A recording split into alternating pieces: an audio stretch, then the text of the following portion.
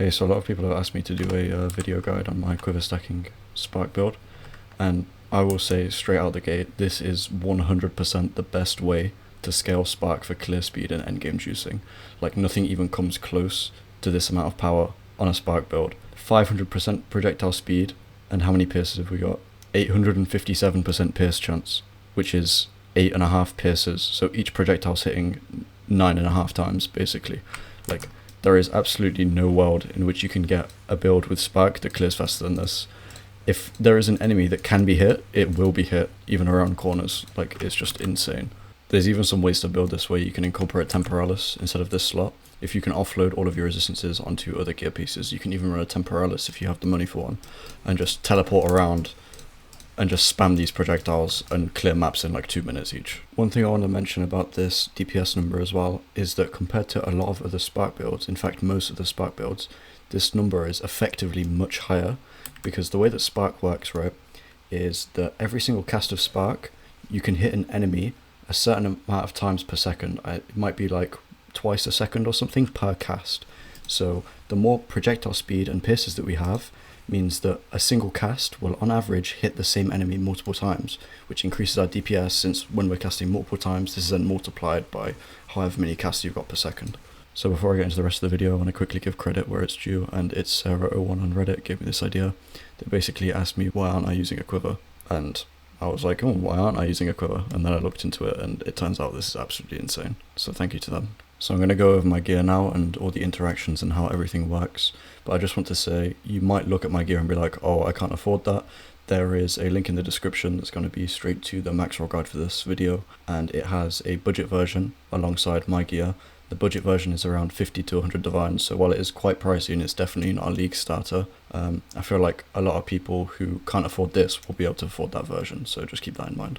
So let's go over the main attraction of this build, right? This quiver right here. You see on this quiver that it's giving me % increased damage, 100% chance to pierce an enemy, which just translates to 1 guaranteed pierce, and every lower percentage of a pierce is a % chance to pierce the last enemy. We have increased projectile speed, and we have +2 levels of all projectile skills. Those are the only stats on this quiver that matter, and we scale them through everything else in our gear to make these values as high as possible. Now, the reason this works so well is because of how beneficial getting extra levels on our Spark is. So if we look over here, we see that it deals 105 to 1987 lightning damage. And if I take 1 level off, for example, so if I remove lightning mastery, you see how much that goes down by, right? And my DPS goes from 234, when I put this back in, 263. So every single level on Spark is giving us exponentially more damage the higher the level. So the more we juice our quiver, the more damage that we get from it. And another reason as to why this is so good is that once you get Spark up to a certain level, it gets to the point where every level that you get it, it gets an extra projectile. So as we see right now, Spark level 39 is 29 projectiles. If we take lightning mastery out, down to level 38 Spark, we now have 28 projectiles. And getting extra projectiles for Spark in this game is absolutely insane, because it just means it covers more and more of your screen, which is unscaled by your projectile speed, and it just ends up being absolutely crazy. For the weapon slot, we're just going with a Widow Hail for the most amount of increased bonuses gained from a quick quiver that we can get. On the high end, you want to look for one that's over 300% increased bonuses from quiver, because we're trying to get to the 50% breakpoint, where 50% increased effect of our quiver would give us +1 level, right? So you either want a 250% minimum or a 300% minimum. Socketed inside of our Widow Hail, we want recover 4% of mana gained on kill. We get that from 2% mana gained on kill soul cores. You can grab these for around 1 divine each, and you put these in here, and this basically means you'll never die. Like, the amount of enemies you're killing, 4% mana on kill is more than enough. Like, you're killing 10 to 20, 30 monsters in a breach per second easily on like endgame juiced maps, so you're just constantly at full, and I think I die maybe once in every 100 maps. Next I'm going to go over the Amulet slot. So you're going to get as much levels to Spark as you can get, and because Spark counts as a projectile or a spell skill, this can be either +3 to level of spell skills or projectile skills, and you can even get a +2 if you can't afford it. The stats that are next most important are % mana and mana in that order. You want to get as much as possible, because with this build we don't get to use a focus or a shield, so our mana pool is going to be quite low, and we're running Mind Over Matter, so we don't get any energy shield. Next I'm going to go over the rings, which as you can see are dream fragments, but these are not necessary at all, and if you're trying to get the build off the ground, you can just run breach rings with high mana regen and intelligence, and these will like more than suffice and you'll be perfectly fine. Same with this ingenuity, if you can't afford one of these, you can fix your resistances on your belt more and get flat mana and you'll be perfectly fine. One thing to mention though is that Dream Fragments does give us you cannot be chilled or frozen, and if you don't have one of these, you're going to need to run a bout with +1 charm slot so you can run a freeze charm. Or if you feel like you don't really need that and you can afford an ingenuity, you can slap this on. For the body armor, we're just looking for high energy shield and resistances. You'll want to pretty much always put iron runes in here to get this value to as high as possible. But because this is a high base energy shield on the item, it's going to be much better to increase that to get more flat energy shield for Mind Over Matter, as opposed to putting 2% mana runes in there. As the final part of the gear review, we'll take a look at the helmet. This is just high energy shield and mana combined with resistances to fix our max res to get us to 75. Same with the gloves and same with the boots, and then you'll want at least 30% movement speed here. For the passive tree, this is the main reason as to why it took me a while to bring this guide out, is because I was constantly changing this passive tree with like more and more innovations to the build, so it's kind of varied a lot over the past few days. Now you might see here that I only have 3 main notables on my Ascendancy. I found that having the auras and the damage is just much better for clear speed, and I don't need the additional resistance lowering from exposure from this node right here. I'm basically one-shotting all the rare monsters anyway, so it literally doesn't matter for me. Elemental Storm, I've tried it, dog shit, does no damage, there's not any point in it. It doesn't gain any levels from the Quiver, because it's not projectile skill, so it literally does no damage. First node we go into Arcane Surge. This gives us a more multiplier to cast speed and mana regen, which is super important. We get this node on the tree, which basically makes the build work. We want to get as much mana as possible to scale the effect of Arcane Surge, and that will give us even more mana regen to sustain our Spark, which is up to a massive 800 mana cost because of how high skill levels it is, and also cast speed to increase our clear speed. Then we come into here and we get targets can be affected by 2 shocks at the same time. It's mainly a single target skill for things like Kosis and Omniphobia and Delirium maps, but other than that we never really need it. Now as I'm scrolling through my passive tree, you might be thinking what the fuck is that, and I totally understand that. And this is because of this jewel right here.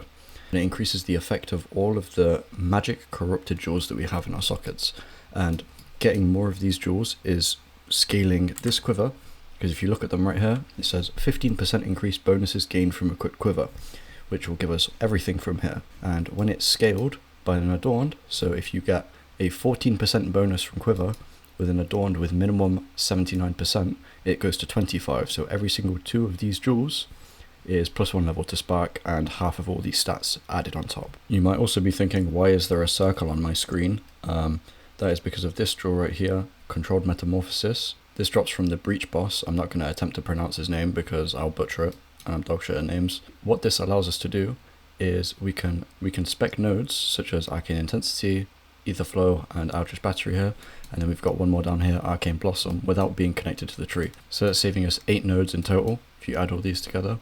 And that just allows us to path even more around the tree and get an extra jewel socket and a half, I think it works out to be. The reason we come over here and get these points as opposed to putting these into more jewel sockets is that they happen to just be massive damage nodes.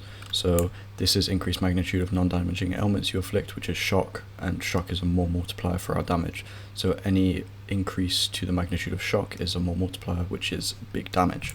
We also come here, we grab this 30% increased elemental damage node, which is just massive for 2 points if we're already getting the shock magnitude, +5 Eli res helps us cap our res, and then up here 20% crit chance is meh, but 40% increased elemental damage if you've dealt a crit recently is huge. The reason we go into here is because we get effective Arcane Surge, and like I explained down here for our Ascendancy, we're scaling the fuck out of Arcane Surge, so any more we can get is just a big increase to our damage and mana sustain. The reason we come into this node right here is that it's more maximum lightning damage, and if you didn't know, lightning damage has a higher max roll and lower roll, so this is just increasing the maximum by 15% more, which is increasing the disparity between the higher and the lower damage, which then we come down here and we grab this node, which makes it so higher disparity doesn't matter because lucky things are rolled twice and the better result is used. I just want to say before I go into the gameplay showcase, if you're trying to make this build and you don't have enough money to buy 14% bonus from Quiver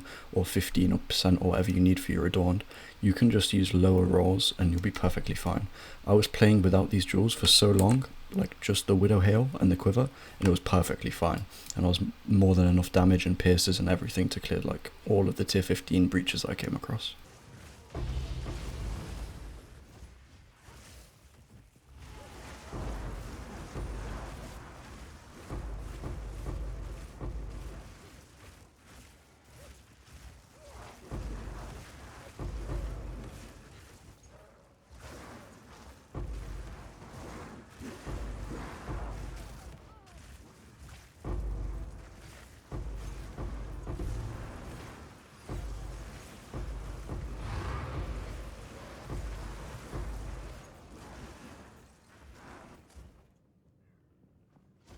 I need more time.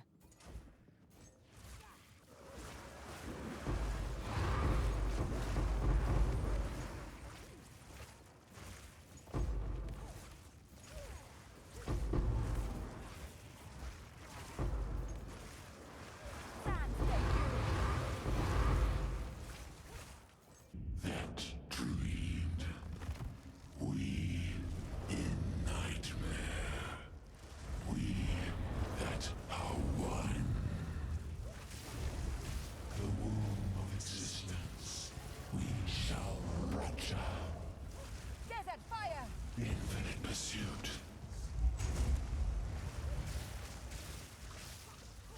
We tear. As for the veil of existence, we call, we command.